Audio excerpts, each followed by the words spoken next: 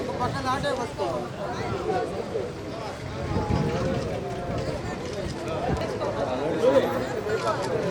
ఓకేనా?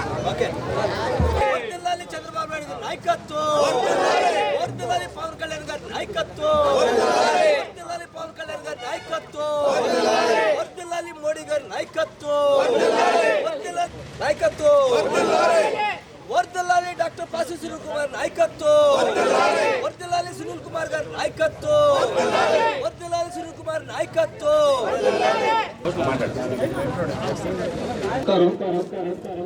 ఈరోజు తెలుగుదేశం పార్టీ గూడూరు మాజీ శాసనసభ్యులు ప్రస్తుత ఎన్డీఏ కూటమి యొక్క అభ్యర్థి డాక్టర్ పాసి సునీల్ కుమార్ యొక్క ఎన్నికల్లో భాగంగా రేపు జరగబోయే 2024 ఎలక్షన్లో అభ్యర్థిగా మన నాయకుడు మన గూడూరు మన సునీల్ అనే నినాదంతో రేపు ఎన్డీఏ కూటమి అభ్యర్థిగా పోటీలో నిలుచున్నారు. ఈ యొక్క కార్యక్రమానికి దీవిపాలెం పంచాయతీ గాంధీనగర్ ఏరియా నుంచి మన నాయకులు గూడూరు శ్రీమంతులు పేదల పాలిట పెన్నిది బడుగు బలహీన వర్గాల ఆశా జ్యోతి అయినటువంటి ఒక హరిప్రసాద్ రెడ్డి గారు అనే హరిచంద్రారెడ్డి మా నాయకులు ఈరోజు గాంధీనగర్లో ప్రచారం మొదలు పెడుతున్నాము. ఈ యొక్క కార్యక్రమానికి బీజేపీ, జనసేన మరియు ఇతర నాయకులు అందరూ కూడా ఈ కార్యక్రమానికి ప్రచారానికి పాల్గొనేదానికి వచ్చారు. ఇక్కడికి వచ్చేసినటువంటి పార్టీ నాయకులకి, కార్యకర్తలకి, ఇక్కడ మహిళలకి అందరూ కూడా ధన్యవాదాలు తెలుపుకుంటూ ఈ కార్యక్రమం ఇప్పుడు ప్రారంభిస్తాము. తర్వాత ఈ యొక్క కార్యక్రమాన్ని ఉద్దేశించి మన నాయకులు హరిచంద్రారెడ్డి గారు మాట్లాడాల్సిందిగా కోరుతున్నాం. అందరికీ నమస్కారం. ఈరోజు మన గాంధీనగర్ ప్రాంతంలో కూటమి అభ్యర్థి పాసం సునీల్ గారి విజయం కోసం ప్రచార నిమిత్తం ఈరోజు ఇక్కడ ప్రచారం ప్రారంభిస్తున్నాము. హరిచంద్రన్ నాయకత్వంలో ఇక్కడే మన స్థానికులు అందరి నాయకుల కృషితో ఈరోజు సైకిల్ గుర్తు మీద ఓటేసి సునీల్ అన్నను గెలిపించాలని ప్రతి ఒక్కరిని అభ్యర్థించడం రావడం జరుగుతుంది. ఈరోజు ఈ రాష్ట్ర ప్రభుత్వం ఎంతో ప్రజల్ని వంచింది. రాబోయే రోజుల్లో ప్రజలు తమ ఆస్తుల్ని మనది అని నిరూపించుకునేదానికి కూడా ఈ ఏపీ ల్యాండ్ టైటిలింగ్ యాక్ట్ అనేది ఒక పేదల మీద గొంతు మీద కట్టని మీ అందరికి తెలియజేసుకుంటాను. ఎందుకంటే మన పూర్వీకులు కానీ, మన తల్లిదండ్రులు కానీ, మన స్వార్జితంతో వచ్చినటువంటి ఈ ఆస్తుల్ని మనది అని మనం నిరూపించుకోవాలనే అవసరం వస్తుంది.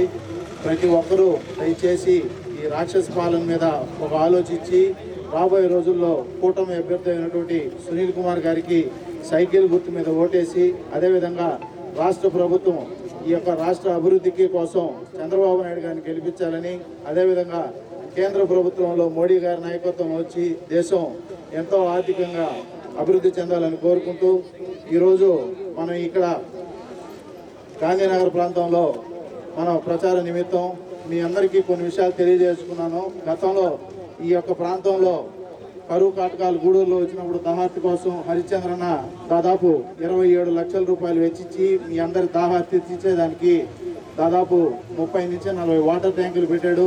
అదేవిధంగా కరోనా సమయంలో ఎంతో మందికి తెలియదు, ప్రతి ఒక్కరి ప్రాణం కాపాడేదానికి ముందున్న ఏకైక వ్యక్తి హరన్న. నాకు తెలిసే విషయం, ఎందుకంటే ఆ ప్రతి రూపాయి కళ్ళడిల్లిన ప్రాణాలు దానికి సాక్ష్యం నేనే.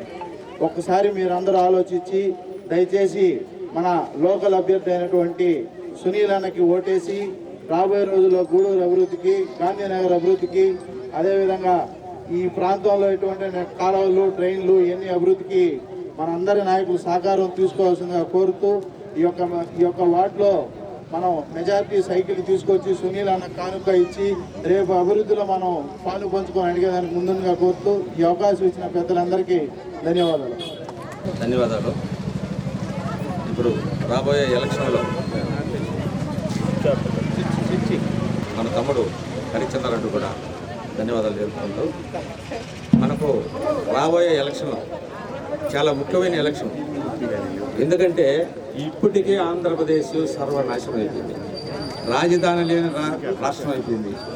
మొత్తం అన్ని విధాల అన్ని వ్యవస్థలను సర్వనాశనం చేసుకుంటూ వస్తున్నారు. టోటల్గా విద్యార్థులైతేమి మా మొత్తం అన్నిటికీ అలవాటు పడిపోయింది. గంజాయికి అయితేమి ఈ మామూలుగా అన్నిటికీ అలవాటు పడిపోయింది. కాబట్టి మనము రాబోయే ఎలక్షన్లో అత్యధిక మెజార్టీతో మన పాషన్ సునీల్ కుమార్ని గెలిపించుకోవటం, అదేవిధంగా మన ఎంపీ అభ్యర్థి వరప్రసాద్ గారిని గెలిపించుకోవటం, పైన ఎన్డీఏలో ఆయన నరేంద్ర మోడీ నాయకత్వంలో ఎన్డీఏ ఇక్కడ వచ్చేసి చంద్రబాబు నాయకత్వం తెలుగుదేశం గారు గెలిపించుకుంటే మనకు అన్ని పరిష్కారం అవుతాయి. అందువల్ల దయచేసి అందరూ కూడా అత్యధిక ఓటు గెలిపించుకోవాల్సిందిగా మనవి. ముఖ్యంగా ఈ ఏరియాలో నేను చాలా సార్లు చూశాను, ప్రతి వీధికి ట్యాంకర్లు ఎవరంటే మన హరిచంద్రారెడ్డి గారి ఆ రోజులో ఆ దాహార్థం తీసేదానికి ఎంతో డబ్బులు ఖర్చు పెట్టాడు. మనకు ఉన్నారు చాలామంది, అయినా మనం ఉండకూడదు. గూడూరులో స్వచ్ఛందంగా అన్ని విధాల మనకు ప్రజలకి సేవ చేశాడంటే మన హరిచంద్రారెడ్డి గారిని మీకు అందరికీ మనం చేస్తూ మీకు అందరూ కూడా తెలుసు.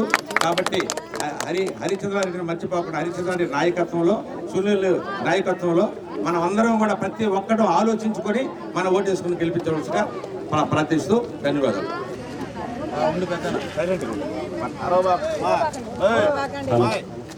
పట్టణ ప్రజలకు, ముఖ్యంగా గాంధీనగర్ ప్రజలకు, అలాగే ఇక్కడికి విచ్చేసినటువంటి మా తెలుగుదేశం పార్టీ నాయకులకు, కార్యకర్తలకు, అలాగే మా మిత్రపక్షాలైనటువంటి జనసేన పార్టీ నాయకులకు, కార్యకర్తలకు, భాజపా నాయకులకు, కార్యకర్తలకు నమస్కారం.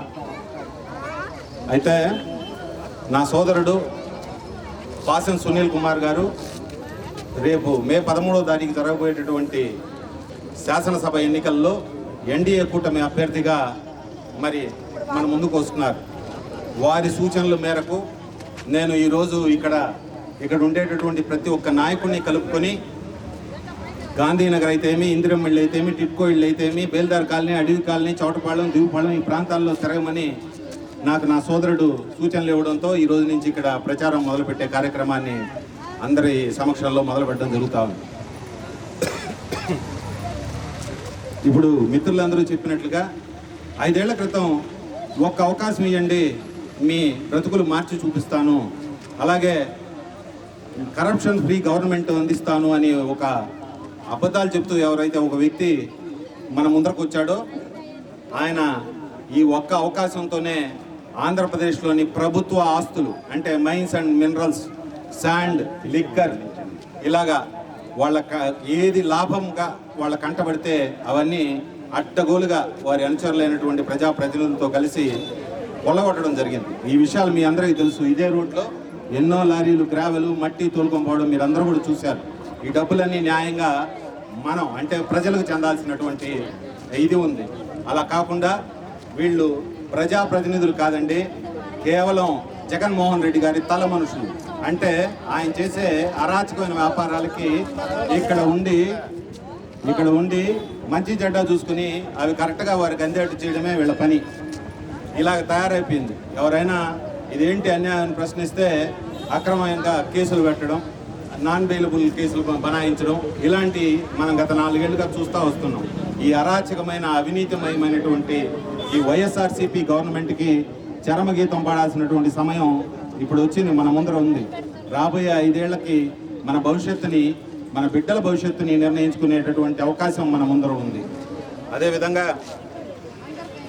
అదేవిధంగా నా తెలుగుదేశం పార్టీ జాతీయ అధ్యక్షులు వారు ప్రజలకు సూపర్ 6 పథకాలతో, అదే కాకుండా ముఖ్యంగా మరో 17 హామీలతో పక్కాగా మేనిఫెస్టో రూపొందించి మన ముందుకి మరొకసారి తిరిగి వస్తున్నారు. వారు మాజీ ముఖ్యమంత్రులు, నేషనల్ స్థాయి లీడర్, వారి అనుభవం ముందు ఎవరైనా దేవుడిపై. కాబట్టి వారి సూపర్ 6 పథకాల గురించి కూడా మీకు కొంచెం ఎక్స్ప్లెయిన్ చేసే ప్రయత్నం చేస్తాం తర్వాత. అదేవిధంగా ఈరోజు నా సోదరుడు మాజీ శాసనసభ్యుడు, గూడూరు మాజీ శాసనసభ్యుడు పాసం సునీల్ కుమార్ గారు ఈరోజు ఎన్డీఏ కూటమి అభ్యర్థిగా గూడూరు నియోజకవర్గం నుంచి మన ముందుకు వస్తున్నారు. వారిని అందరినీ కూడా మీరందరూ కూడా వారిని ప్రేమతో ఆదరించి అభిమానించేటటువంటి వ్యక్తి అని నాకు తెలుసు. కాబట్టి వారికి రాబోయే మే 13వ తారీఖు ఎన్నికల్లో సైకిల్ గుర్తు మీద ఓటేసి అత్యధిక మెజార్టీతో గెలిపించాల్సిందిగా ప్రార్థిస్తున్నాను. అలాగే మనకి ఆంధ్రప్రదేశ్లో మా అభిమాన కథానాయకుడు జనసేనాని మా కళ్యాణ్ బాబు, ఆయన మంచి కోసం, రాష్ట్ర ప్రజల మంచి కోసం మరి తెలుగుదేశం పార్టీతో కూటమి కట్టి కష్టకాలంలో చంద్రబాబు నాయుడు గారికి అండగా నిలిచి తన పవర్ ఏంటో చూపించేదానికి మనందరి ముందరికి కూర్చున్నారు. అలాగే నేషనల్ స్థాయిలో భాజపా ప్రధానమంత్రిగా ఉన్నటువంటి నరేంద్ర మోడీ గారి నిబద్ధత, నిజాయితీ భారతదేశ ప్రజలకు తెలిసిందే. ఆయన దేశభక్తుడు, అపారమైన దేశభక్తి ఉంది. ఈరోజు ప్రపంచంలోనే దేశాన్ని 5వ స్థానంలో ఆర్థికంగా నిలబెట్టారు. 5th బిగ్గెస్ట్ లార్జెస్ట్ ఎకానమీ మంది. 2027 అంతా 3వ స్థానానికి తీసుకొస్తానని మోడీ గారు మనందరికీ కూడా గ్యారంటీ ఇచ్చి ఉన్నారు. కాబట్టి ఇంత అనుభవజ్ఞులైనటువంటి పెద్దలు నరేంద్ర మోడీ గారు అక్కడ సెంట్రల్లో, అంతే అనుభవజ్ఞులైనటువంటి చంద్రబాబు నాయుడు గారు మన రాష్ట్రంలో డబుల్ ఇంజిన్ సర్కార్ ఏర్పాటు చేయడానికి ప్రజలందరూ కూడా మంచిగా ఆలోచించి చక్కని నిర్ణయం తీసుకుని రేపు రాబోయేటటువంటి ఎన్నికల్లో 2 ఓట్లు ఉంటాయి మీ అందరికీ కూడా. ఒకటి శాసనసభకు సైకిల్ గుర్తు మీద ఓటేసి పాసిన సునీల్ కుమార్ గారిని గెలిపించాల్సిందిగా, ఇంకొకటి కమలం గుర్తు మీద ఓటేసి మరి వరప్రసాద్ గారిని గెలిపించాల్సిందిగా మిమ్మల్ని అందరినీ నేను అభ్యర్థిస్తున్నాను. అలాగే ఎప్పుడు చూసినా మాట తప్పను, మడమ తిప్పను, చెప్తే చేస్తాను అని కథలు చెబుతుంటాడు మన ప్రస్తుత ఆపద్ధర్మ ముఖ్యమంత్రి జగన్మోహన్ రెడ్డి గారు. ఆయన మాట తప్పినటువంటి ప్రామిసెస్ ఒక 4-5 ఉదాహరిస్తాను మీకు. ముఖ్యంగా మన రాష్ట్రంలో దశల వారీగా మద్యపాన నిషేధం చేస్తానని మరి వారు మాట ఇవ్వడం జరిగింది పోయిన ఎలక్షన్లలో. మనమే చూసాం. మొదటి సంవత్సరం ఒక 15% బెల్ట్ షాపులు తీశారు. 2వ సంవత్సరం మరి 13% బెల్ట్ షాపులు తీశారు. 3వ సంవత్సరంకి వచ్చేసరికి ఈ సంఖ్య పాతదంతా కన్నా ఇంకా దాటి డబుల్ ట్రిపుల్ కాదండి 10 రెట్లు మరి షాపులు పెంచి బార్లు కూడా తీసుకొచ్చి మద్యాన్ని విరివిగా అమ్మడం ప్రారంభించారు. మీరే గమనించి ఉంటారు, కరోనాలో ఏది మనకి కూరగాయల షాపులో లేకపోతే పచారీ కొట్టు షాపులో అక్కడికి కూడా వెళ్ళడానికి రిస్ట్రిక్షన్స్ ఉండేటివి. కానీ మందు షాపులు మాత్రం బాగా తెరిచి ఆ టైంలో కూడా వారి లాభాలు పంట పండించుకునే ప్రయత్నం చేసింది మనందరికీ తెలుసు. ఇదే కాదు, బ్యాన్ చేస్తానన్న మద్యాన్ని రాబోయే 5 ఏళ్లకి ఇంత ఆదాయం వస్తుంది కాబట్టి దీన్ని కార్పొరేషన్గా భావించి మాకు ఒక లోన్ ఇవ్వమని చెప్పి 5 ఏళ్ల ఆదాయాన్ని కూడా కుదవబెట్టేశారు.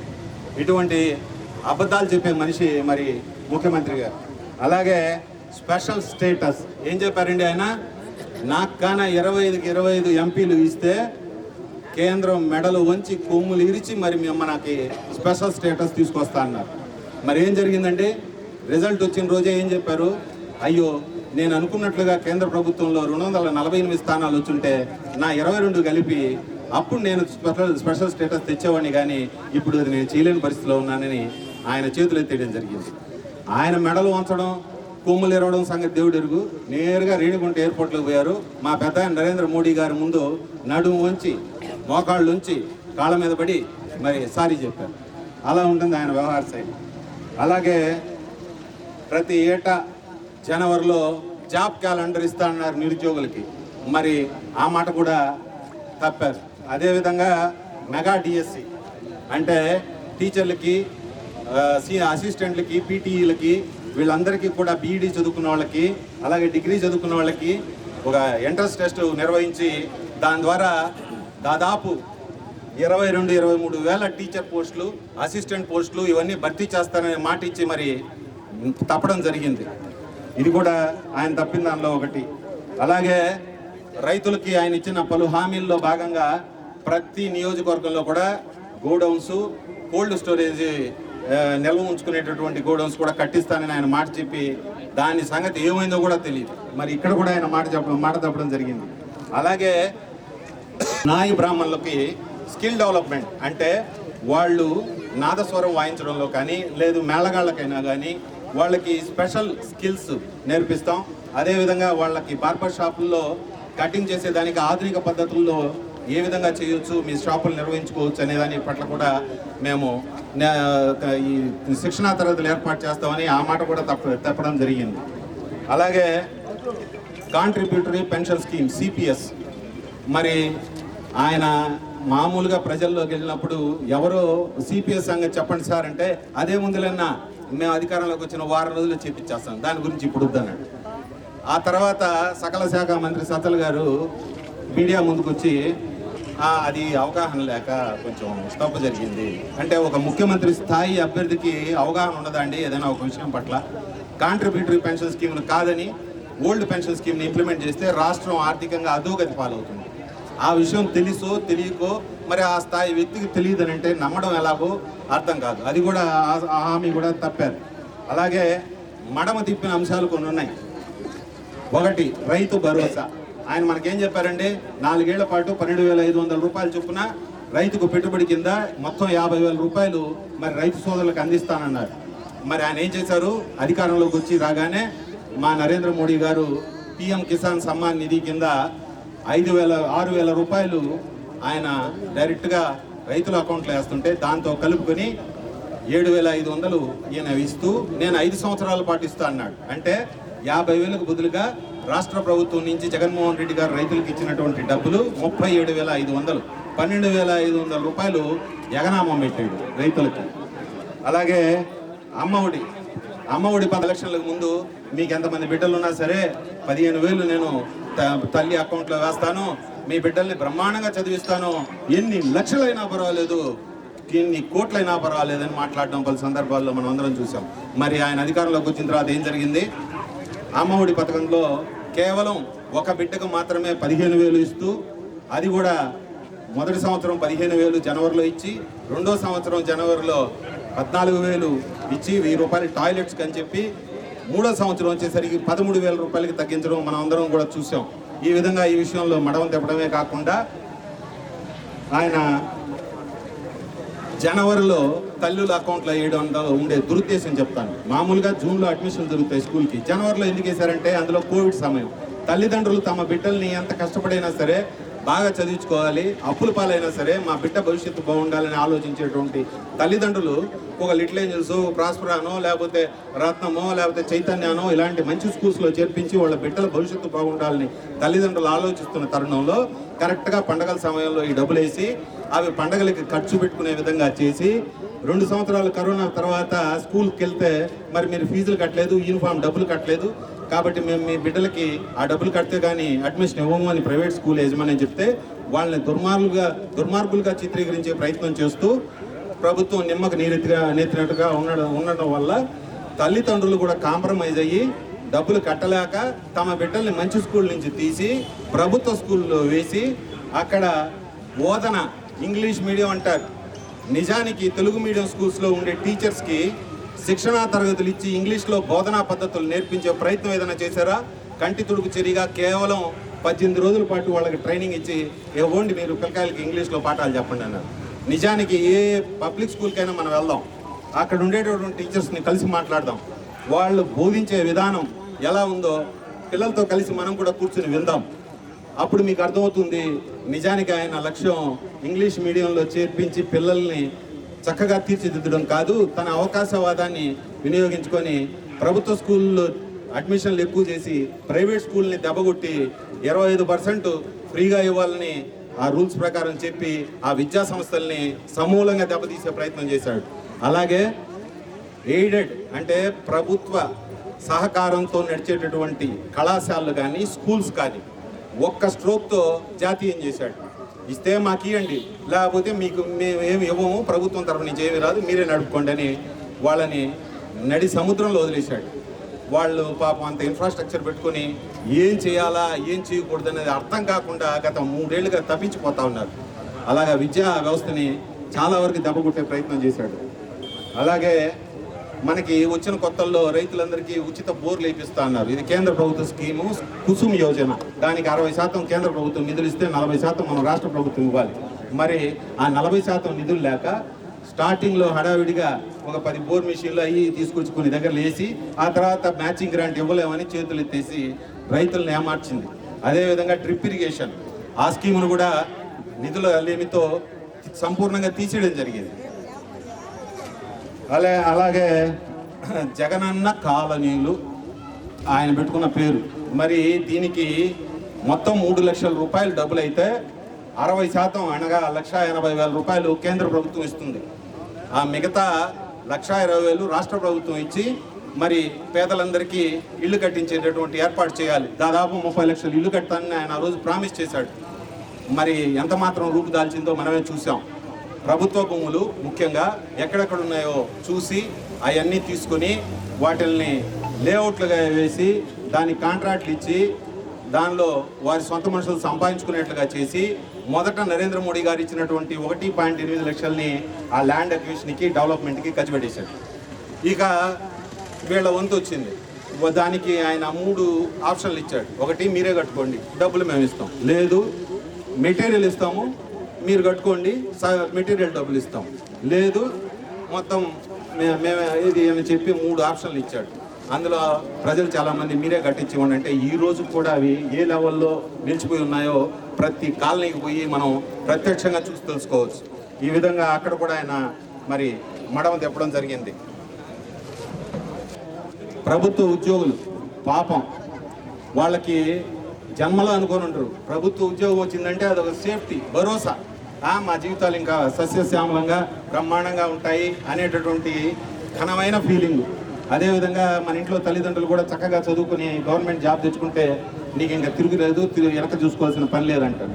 అలాంటిది గత 4 ఏళ్లుగా ఉద్యోగస్తుల పరిస్థితి ఏంటంటే వాళ్ళకి రావాల్సిన టీఏలు బకాయిలు అలాగే ఉండిపోయాయి. అలాగే వాళ్ళ ఇళ్లల్లో ఏదైనా తల్లిదండ్రుల వైద్యానికో, పిల్లల చదువుకో, పెళ్లికో, దానికో దీనికో జనరల్ ప్రావిడెంట్ ఫండ్ నుంచి లోన్ పెట్టుకొని తీసుకునేటటువంటి అవకాశం వాళ్ళ డబ్బులే. అవి ప్రతి నెల కట్ చేసుకుని ఆ జీపీఎఫ్లో జమ చేసే డబ్బులు, దాన్ని మరి తీసుకునే అవకాశం ఉంటే దానికి లోన్ పెడితే 2 సంవత్సరాలు 3 సంవత్సరాలు అయినా కూడా లోన్ ఇవ్వలేనటువంటి పరిస్థితి.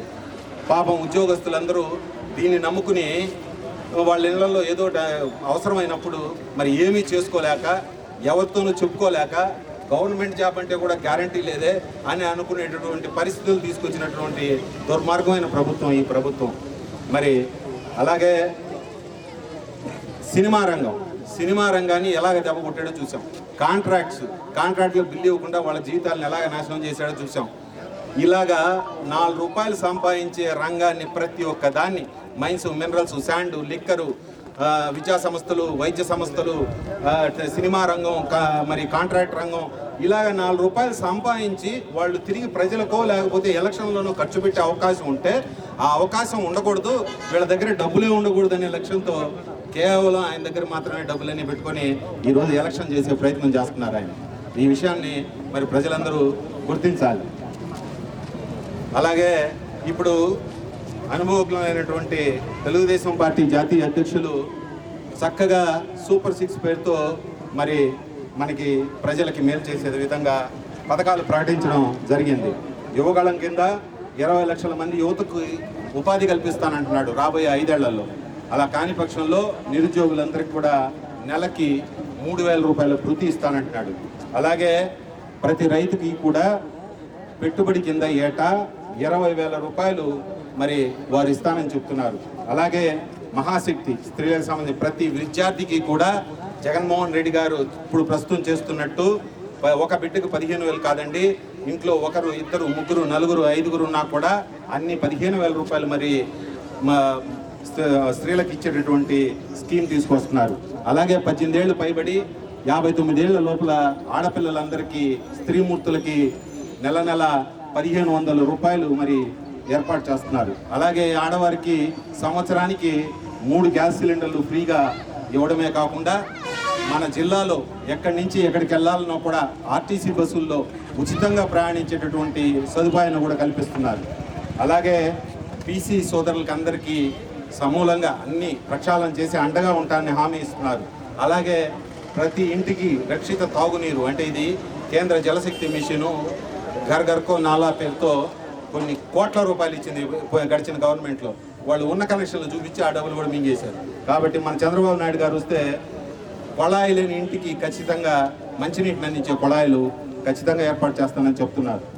అలాగే పేదల్ని ధనవంతులుగా చేసేటటువంటి ఒక మంచి ఆలోచన మరి మా నాయకుడైనటువంటి చంద్రబాబు నాయుడు గారు చేశారు.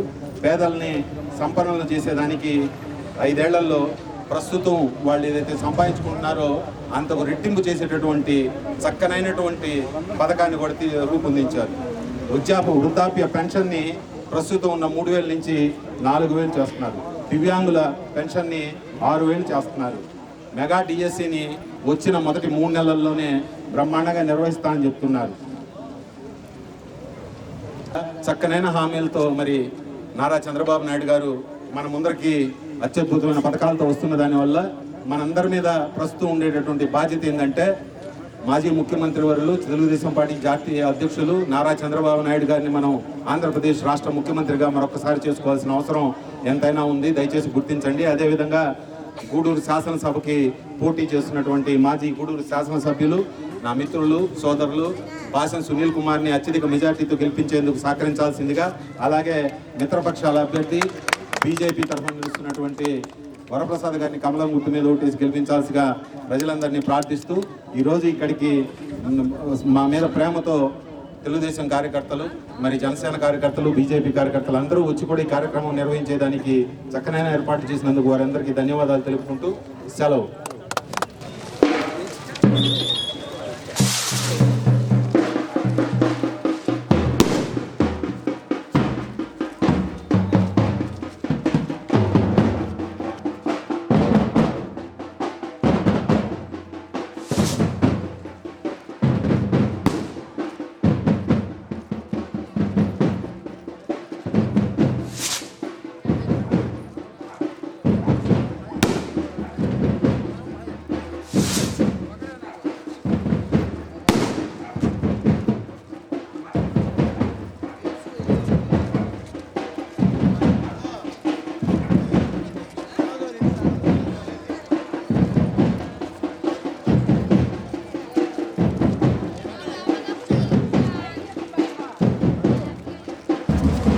నమస్కారం.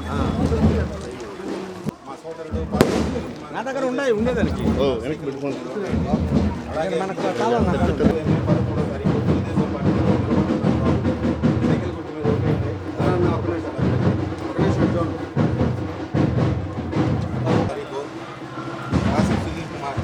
స్థానికుడు సైకిల్ గుర్తు మీద ఓటేసాయని మీ సమస్యలు ఏదైనా ఖచ్చితంగా మీకు రాబోయే 2-3 నెలల్లో అవన్నీ నెరవేర్చే ప్రయత్నం చేస్తాం.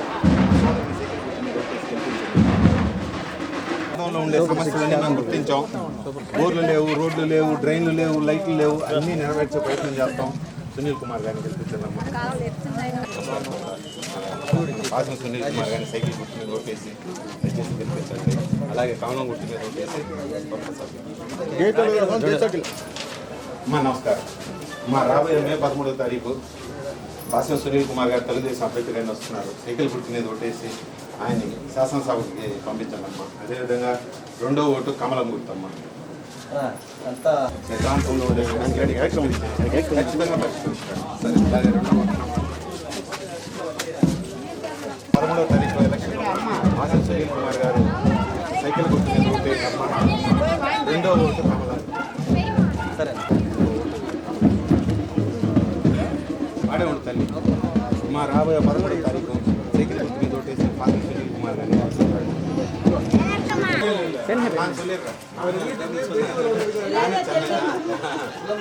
என்ன சொல்லத்துல இதே போலதான் இருந்தது. இந்த கவர்மெண்ட் சரியில்லை. தயவு செய்து டைமா உங்களுக்கு கேஸ்ட் சர்டிஃபிகேட் இல்லை, இங்கே ரூட் ட்ரெயின் எல்லாமே பண்ணி கொடுக்கலான்னு 1 வருஷத்துக்கு அப்புறம் திரும்ப நான் எங்கே இருப்பேன்றது உங்களுக்கு தெரியும். வந்து வீட்டுக்கு வந்து கேளுங்க. ಅವರು ಕೊತ್ತ ಕೂತರು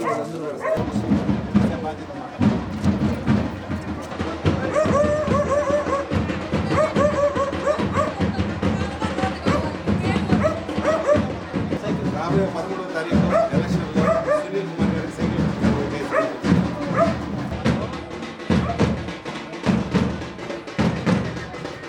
మా రాబోయే 13వ తారీఖు ఎలక్షన్ అమ్మా. సైకిల్ గుర్తు మీద పాసం సునీల్ కుమార్ గారికి ఓటేసి గెలిపించండమ్మా.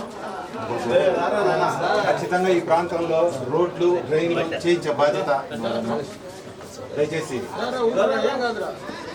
మా నమస్కారం. మా సైకిల్ గుర్తు మీద ఓటేసి మన పాసం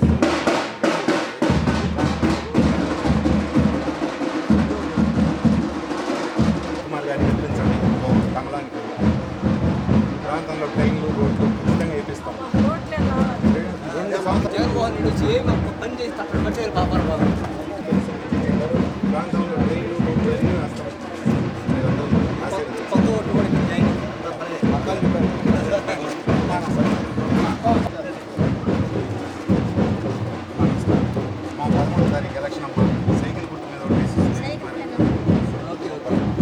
రెండో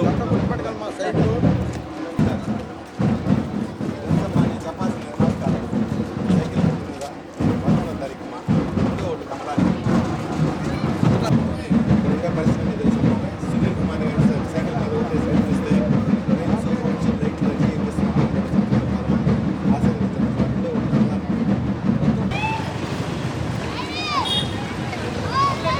జనాలు మొత్తం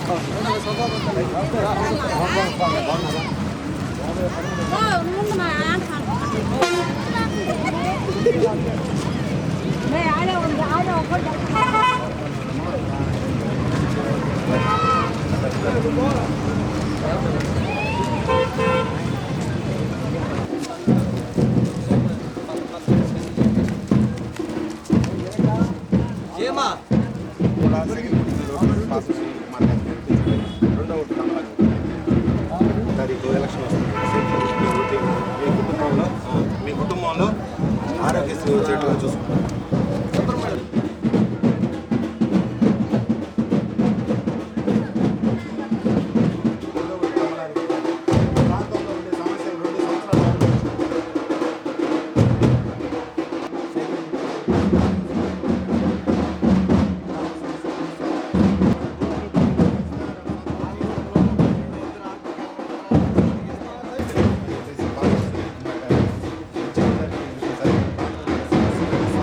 సునీల్ కుమార్ గారిని గెలిపించండి.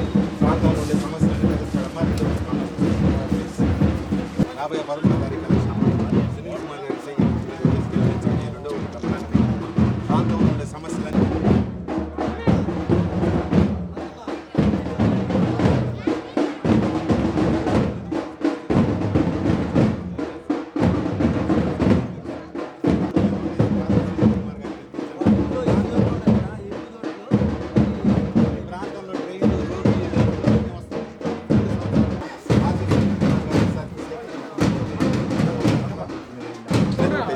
సునీల్ కుమార్ గారిని గెలిపించండి. రెండో ఓటు కమలానికి.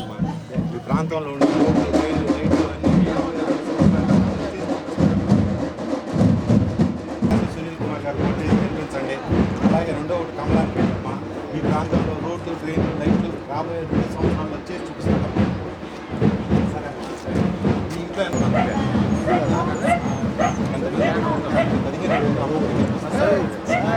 15 మీద ఓటేసి సోదరుడు పాస్ సునీల్ కుమార్ గారిని గెలిపించండి.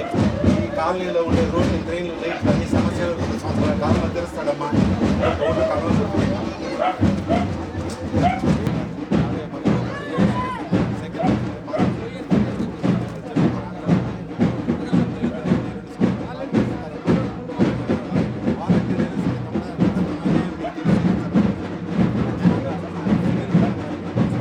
రాబోయే 13వ తారీఖు ఎలక్షన్ అమ్మా. సైకిల్ గుర్తు మీద ఓటేసి పాసం సునీల్ కుమార్ గారిని గెలిపించండి. ఈ ప్రాంతంలో ఉండే సమస్యలన్నీ తీరుస్తాడమ్మా. రోడ్లు, ట్రైన్